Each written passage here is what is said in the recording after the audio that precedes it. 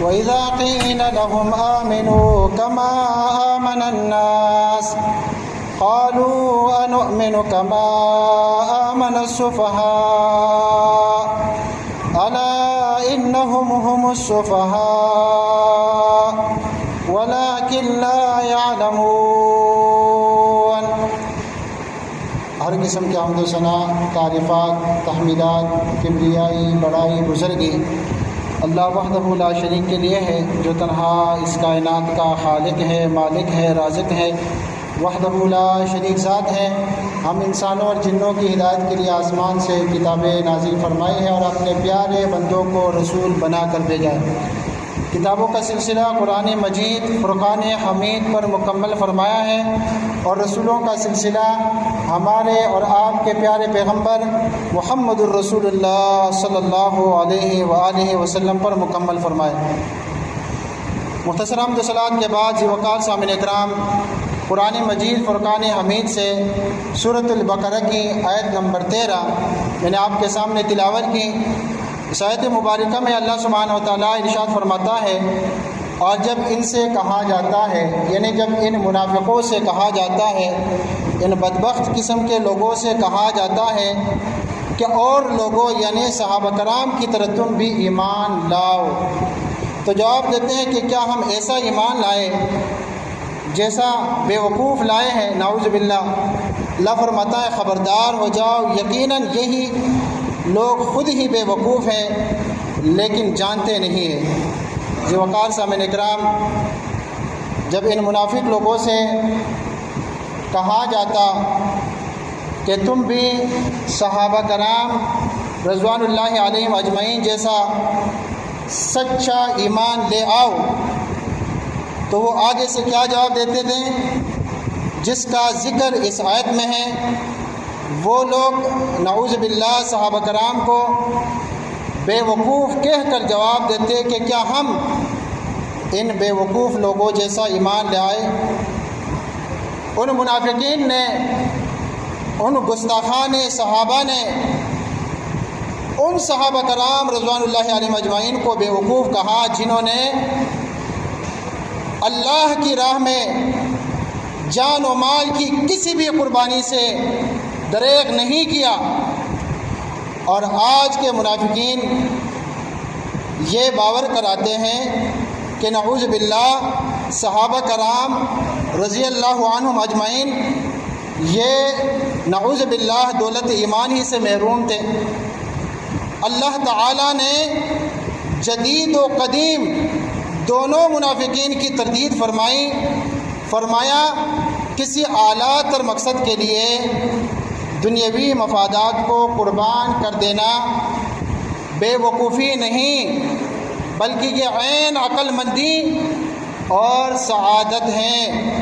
صحابہ رضی اللہ عنہم اجمعین نے اسی سعادت مندی کا ثبوت مہیا کیا ہے، اس لیے وہ پکے مومن ہی نہیں بلکہ ایمان کے لیے ایک معیار اور کسوٹی ہیں۔ اب ایمان انہی کا معتبر ہوگا جو صحابہ رضی اللہ عنہم اجمعین ہی کی طرح ایمان لائیں گے۔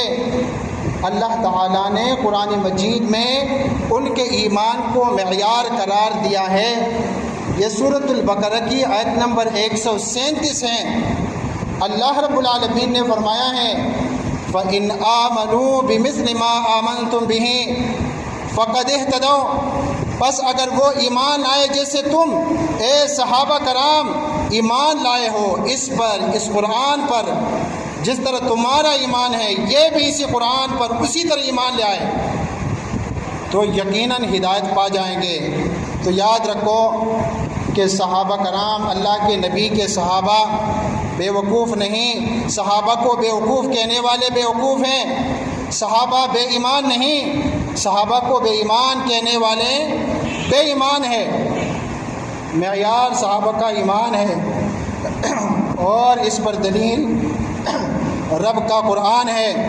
صحابہ کرام رضوان اللہ علیہم اجمعین کو بے وقوف کہنے والوں کے بارے میں رب کا قرآن کیا کہتا ہے سنیے۔ فرمایا الا انہم هم السفهاء ولكن لا يعلمون۔ خبردار ہو جاؤ لوگو، یقیناً یہی بے وقوف ہیں جو صحابہ کو بے وقوف کہتے ہیں لیکن یہ جانتے نہیں۔ پیارے بھائیوں، ظاہر بات ہے کہ نفع عاجل یعنی فوری فائدے کے لیے نفع عاجل یعنی دیر سے ملنے والے فائدے کو نظر انداز کر دینا اور آخرت کی پائیدار اور دائمی زندگی کے مقابلے میں دنیا کی فانی زندگی کو ترجیح دینا اور اللہ سبحانہ و تعالیٰ کی بجائے لوگوں سے ڈرنا پر لے درجے کی صفاحت ہے جس کا ارتکاب ان منافقین نے کیا۔ جو ایک مسلمہ حقیقت سے بے علم رہے۔ وقار سامعین کرام، صحابہ کرام کی شان میں گستاخی کرنا بہت بڑا گناہ ہے۔ رسول اللہ صلی اللہ علیہ وسلم نے احادیث میں صحابہ کرام رضوان اللہ علیہم اجمعین کے خلاف زبان درازی سے منع فرمایا ہے۔ سیدنا ابو سعید خدری رضی اللہ عنہ سے روایت ہے کہ رسول اللہ صلی اللہ علیہ وسلم نے فرمایا لا تسبوا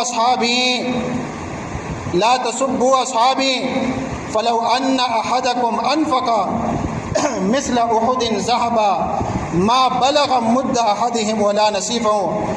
میرے اصحاب کو، میرے ساتھیوں کو برا بلا مت کہو۔ اگر کوئی شخص احد پہاڑ کے برابر بھی سونا اللہ کی راہ میں خرچ کر ڈالے تو یہ ان کے ایک مد غلہ کے برابر بھی نہیں ہو سکتا اور نہ ان کے آدھے مد کے برابر۔ یہ صحیح بخاری کی حدیث ہیں 3673۔ نیز ارشاد فرمایا من سب اصحابی فعلیہ لعنت اللہ والملائکۃ والناس اجمعین۔ جس نے میرے صحابہ کو گالی دی، یا اللہ کے رسول فرما رہے کہ جس نے میرے کسی صحابی کو، میرے ساتھی کو گالی دی، اس شخص پر اللہ کی لعنت، فرشتوں کی لعنت اور تمام لوگوں کی لعنت ہو۔ سلسلۃ الاحادیث صحیحہ حدیث نمبر 2340۔ اور اسی طرح سیدنا ابن عمر رضی اللہ عنہ فرماتے ہیں لا تسبوا اصحاب محمد صلی اللہ علیہ وسلم فلمقام احدہم ساعۃ خیر من عمل احدکم عمرہ۔ رسول اللہ صلی اللہ علیہ وسلم کے صحابہ کو برا بلا نہ کہو، کیونکہ آپ صلی اللہ علیہ وسلم کے ساتھ گزری ہوئی ان کی ایک گھڑی تمہارے زندگی بھر کے اعمال سے بہتر ہے۔ سنن ترمذی کی حدیث نمبر 162 ہے کہ رسول اللہ صلی اللہ علیہ وسلم کے کسی صحابی کو برا بلا مت کہو، کیونکہ ایک گھڑی، ایک ساتھ، ایک سیکنڈ جو اس نے رسول اللہ صلی اللہ علیہ وسلم کے مجلس میں گزاری ہیں وہ تمہارے زندگی بھر کے اعمال سے بہتر ہے۔ وقار سامعین اکرام، مذکورہ احادیث میں رسول اللہ صلی اللہ علیہ وسلم نے اپنے صحابہ کو برا بلا کہنے اور ان کی گستاخی سے منع فرمایا ہے۔ اس کے باوجود بعض لوگ باز نہ آئے اور صحابہ کرام کی شان میں گستاخی کے مرتکب ہوئے، جس پر اللہ نے انہیں دنیا میں ہی نشان عبرت بنا دیا۔ ہم ایسے بعض واقعات آپ کی خدمت میں پیش کر رہے ہیں تاکہ ہم سب کے لیے عبرت ہو۔ نمبر 1، حسین رضی اللہ تعالی عنہ کے گستاخ کا انجام۔ ابو رجاء عطاردی رحمہ اللہ فرماتے ہیں تم علی رضی اللہ عنہ کو برا بلا نہ کہو اور نہ ہی ان کے گھر والوں کو۔ ہمارا ایک پڑوسی جو کوفہ سے آیا تھا وہ سیدنا حسین رضی اللہ عنہ کے متعلق کہنے لگا الم تروا ھذا الفاسق ابن الفاسق ان اللہ قتلہ، یعنی الحسین رضی اللہ عنہ قال فرماہ اللہ بکوبین فی عینہ فطمس اللہ بصرہ۔ وہ حسین رضی اللہ عنہ کے بارے میں کہنے لگا کہ تم اس فاسق ابن فاسق کو نہیں دیکھتے جسے اللہ نے ہلاک کر دیا ہے، نعوذ باللہ۔ بس اس گستاخی کی وجہ سے اللہ تبارک و تعالیٰ نے اس کی آنکھ میں 2 کیل پھینکے اور اسے اندھا کر دیا۔ فضائل الصحابہ لأحمد پر 972 ہے۔ ذی وقار سامعین اکرام، اب موجودہ دور کا واقعہ، ابو بکر رضی اللہ تعالیٰ عنہ اور عمر رضی اللہ تعالیٰ عنہ کے گستاخ کا انجام۔ ممتاز اہل حدیث عالم شیخ سبطین شاہ نقوی حفظ اللہ لکھتے ہیں، وہ کہتے ہیں کہ ہمارے گھر میں میرا حقیقی ماموں جب فوت ہوا اس سے اس طرح کی آوازیں نکل رہی تھیں جیسے کوئی کتا بھونک رہا ہو۔ چہرے کا رنگ بدل گیا تھا، کیونکہ اس کا وتیرہ تھا کہ جب ہمارے گھر میں کوئی کتا داخل ہوتا تو وہ کہتا نعوذ باللہ ابو بکر آ گیا یا عمر آ گیا، نعوذ باللہ۔ اتنی گندی زبان استعمال کرتا تھا، اس لیے جب وہ مرا تو اس سے کتے کی آوازیں آتی تھیں۔ خطبات اہل حدیث صفحہ نمبر 226۔ پیارے بھائیوں، جو شخص صحابہ کو برا کہتا ہے وہ دراصل قرآن و سنت کی توہین کرتا ہے۔ تمام سلف صالحین کا اجماع ہے کہ صحابہ کی سب و شتم فسق اور بعض صورتوں میں کفر تک پہنچا دیتا ہے۔ ذی وقار سامعین اکرام، قرآن نے صحابہ کرام کو مفلحون، صادقون، راشدون جیسے القاب سے یاد کیا ہے۔ صحابہ کرام رضوان اللہ علیہم اجمعین نے اپنا مال، جان اور خاندان سب کچھ نبی کریم صلی اللہ علیہ وسلم پر اور اللہ کے دین پر اللہ تعالیٰ کے لیے قربان کر دیا۔ قرآن مجید میں سورۃ التوبہ کی آیت نمبر 100 میں اللہ نے صحابہ کے بارے میں فرمایا ہے، رضی اللہ عنہم ورضوا عنہ، اللہ ان سب سے راضی اور یہ سب اللہ سے راضی۔ سورۃ النساء کی آیت نمبر 95 میں اللہ سبحانہ و تعالیٰ نے صحابہ کرام کے بارے میں فرمایا ہے، وَكُلًّا وَعَدَ اللَّهُ الْحُسْنَى، اللہ نے سب سے بہترین وعدہ کیا ہے۔ اور سورۃ الفتح کی آیت نمبر 29 میں فرمایا، لِيَغِيظَ بِهِمُ الْكُفَّارَ۔ پیارے بھائیوں، صحابہ کا تذکرہ مومن کو خوش اور کافر کو غمگین کرتا ہے۔ ذی وقار سامعین اکرام، گستاخان صحابہ کرام رضوان اللہ علیہم اجمعین کے دور میں بھی موجود تھے، جیسا کہ ان کا ذکر قرآن مجید میں ہے کہ وہ صحابہ کو بیوقوف کہا کرتے تھے۔ سورۃ البقرہ میں تو قرآن نے ان کی تردید کی کہ یہ منافقین، یہ گستاخان صحابہ، یہ خود ہی بے وقوف ہیں اور صحابہ سے تو اللہ راضی ہیں اور سارے صحابہ اللہ سبحانہ و تعالیٰ سے راضی ہیں، جبکہ صحابہ کے دشمن ازلی بدبخت ہیں، بے وقوف ہیں، اللہ کے دشمن ہیں، اور یہ بدبخت تابعین کے دور میں بھی موجود تھے، جن میں سے اکثر کا تعلق کوفہ سے تھا۔ کوفہ کے لوگ تھے۔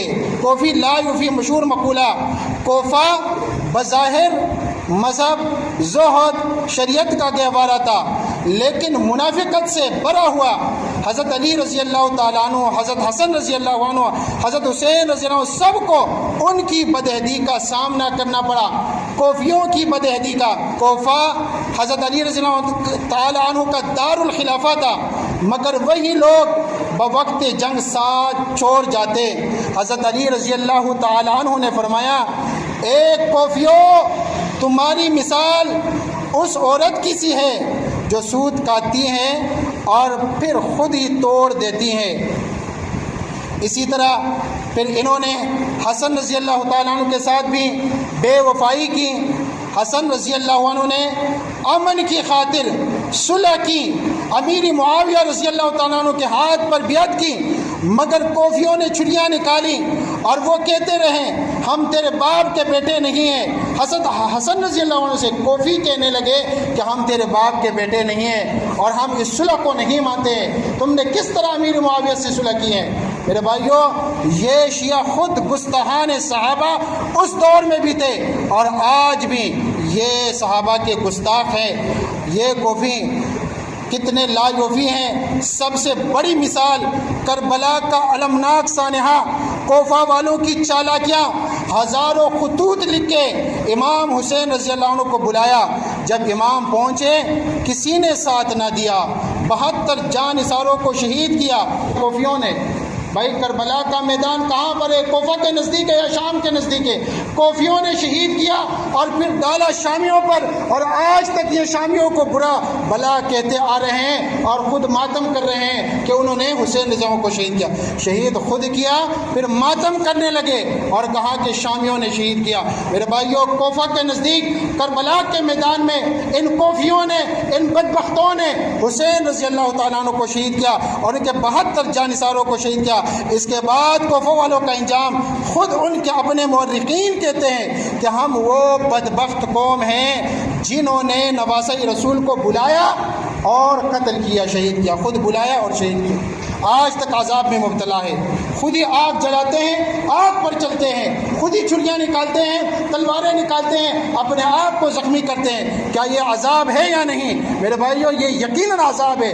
اس طرح کا طریقہ نہ قرآن میں ہے نہ حدیث میں ہے۔ یہ کہاں سے لائے ہیں؟ انہوں نے ان کو دین بنا لیا، آگ جلاتے ہیں، اس پر چلتے ہیں اور اس کو کہتے ہیں کہ بھائی یہ دین ہے۔ میرے بھائی، ان سب پر ایسی لعنت پڑی کہ تاریخ میں ہمیشہ ذلیل و رسوا ہے۔ آج بھی کوفی لفظ بدعہدی اور منافقت کا استعارہ ہے۔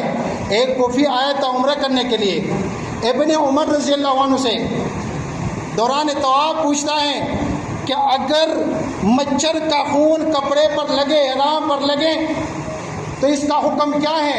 تو ابن عمر نے کہا واہ عجیب لوگ ہیں، ان کے کپڑوں پر حسین رضی اللہ عنہ کی شہادت کا خون ہے، اس کے بارے میں نہیں پوچھ رہے ہیں، لیکن مچھر کے خون کے بارے میں پوچھ رہے ہیں۔ مچھر کے خون کا نہ پوچھو، تم نے حسین رضی اللہ عنہ کو شہید کیا ہے اور تم نے اس کو ڈالا شامیوں کے کھاتے میں، خود بلایا کوفہ میں اور کوفہ کے قریب کربلا میں شہید کر ڈالا اور پھر ماتم کرنے لگے کہ یہ شامیوں کا قصور ہے۔